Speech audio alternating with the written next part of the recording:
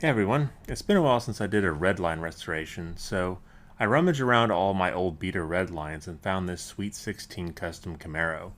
I can't remember what I paid for it, probably a couple bucks. It's in rather bad shape, covered in oxidation, and the hood is broken, so I'll have to work on that in a bit. I've gone ahead and taken the luxury of drilling the rivets and tapping the post. The windshield and interior plastic are in reasonable shape, and nothing is missing on the car. The hood is the only thing that is broken. It's missing a post, so I'll need to create a new one later. So I'll go ahead and strip the car of its paint for now. While the paint stripper is doing its job, I'll go ahead and remove these old tires with some nippers. It's important that you cut the wheels off, even though they were originally meant to be pulled off. The old plastic bearings on these Hong Kong-made cars are notorious for popping off with the wheels. If this happens, then you're out of luck and will need to find a donor car to replace the axle and bearings you broke. So always cut the old wheels off. Since I'll be working on the base later, I'll go ahead and remove the axle and bearings from the base. I wish Mattel had kept this bent axle design longer than they did. It's so easy to remove and replace and modify compared to anything they've made since. I'm sure it had to do with expense because they moved away from it rather quickly. So the paint stripper has done its job, and I can now get a good look at the metal underneath the paint. As you can see, there's a lot of oxidation on this car. My plan for this particular car is to minimize any surface destruction that I can. In the past, I've used all sorts of aggressive methods for removing oxidation, such as sanding and wire brushing, all methods I've been trying to get away from. So for this car, I'll use methods that I consider less damaging to the surface. The first step I would like to do is to try and remove as much rust as possible and give the surface a mild polish. So I'll use my electro polishing setup to do just that. If you're unfamiliar with this process, you can check out a previous video I made specifically on performing it. In that video, I go into great detail on how to set everything up and the general idea of what's happening. The short version is that I'm dipping the metal parts into 75% phosphoric acid, my electrolyte. The car and the stainless steel strip are attached to the car battery charger. When I dip the car in the acid, the circuit is completed and the metal is polished and the rust removed. The process only takes a few seconds, and then each part is washed in cold water and scrubbed with a toothbrush to remove any residue. The body of this car is extremely rusty, so I only plan to remove as much rust as I can for the few seconds that I have the car in the acid. If left in the acid, the process would keep removing the rust faster than the surrounding metal. Just like any other rusty part that you remove the rust from, it will look pitted once all the rust is removed. So to minimize this, I will remove all the light surface rust I can, but leave any deep rust to be removed by the next method. Be sure to watch my video on this process before attempting it. I go over all the safety issues. While reasonably safe, there is enough amps running through this to kill you if you somehow get those amps to run across your heart. A pretty tall order, but probably still possible. Make sure you know what you're doing before you attempt this. From what I can tell, this process is very gentle to the surface. If there is any nickel plating on the Zamac, it appears to leave it alone. The only issue is, as I mentioned before, is that it can remove rust faster than the surrounding metal, giving a pitted look if you're not careful. To further remove the rust and finish polishing the surface, I will use some metal polish. There's no way to remove all the rust using these processes on this car. To do that, I would have to use some sanding blocks and steel wool, something I don't want to do. Also, I'm not going to put much effort into removing all the rust in the roof of the car as I plan to paint it black anyway. So here's what the car looked like after about 15 minutes of polishing. This is as far as I feel I need to go. Most of the oxidation is gone, with only the deeper oxidation left. I should not have much trouble covering this up with the Spectraflame paint later.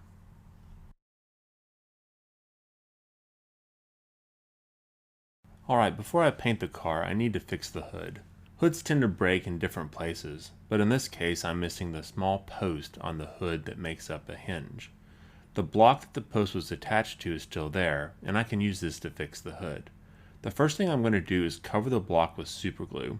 I'm planning on drilling a very small hole in the block to replace the post. The super glue will aid in the cutting of the hole because it's easier to drill through than the metal.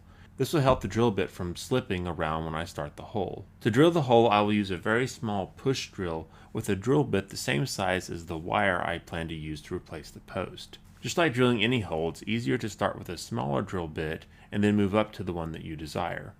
If you've never used drill bits this small before, be prepared to break several of them as they're extremely delicate.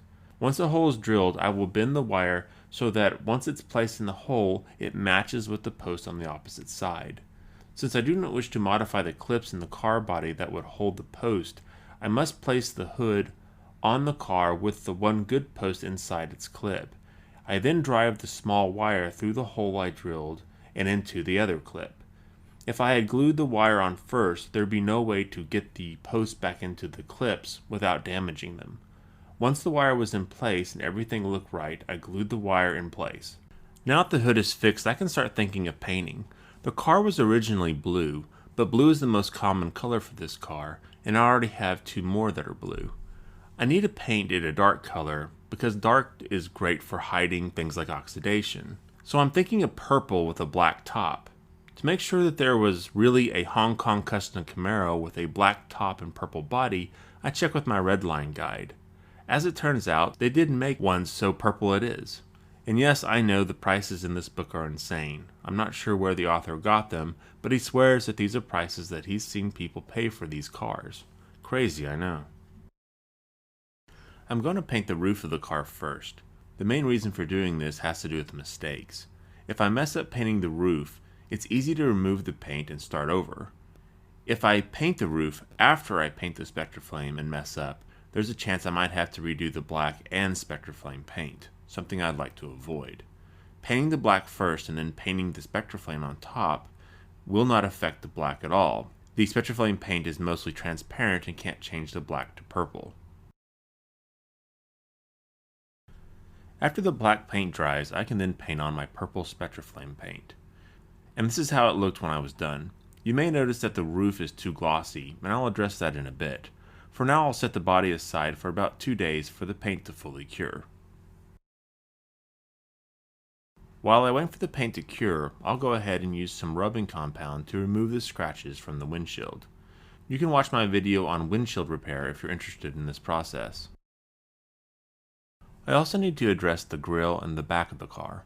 This is done by simply masking off the areas around the front and back and then airbrushing with a black paint primer. If you're fast enough, you can use a toothpick to remove any paint from areas you might not want it. For example, the small circular area in the back of the car. Once the paint dries, I will then clear coat with a matte clear coat and then paint in the rear tail lights with red enamel.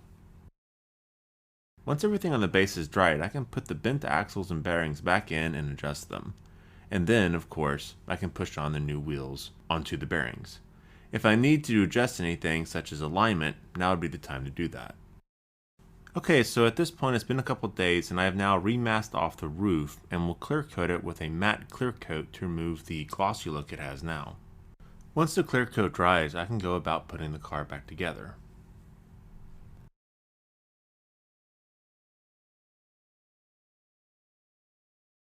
So after all that work, here's the final result. I feel like the purple did a great job of covering up any residual oxidation or surface discoloration. I'm probably going to respray the roof again with a more flat clear coat.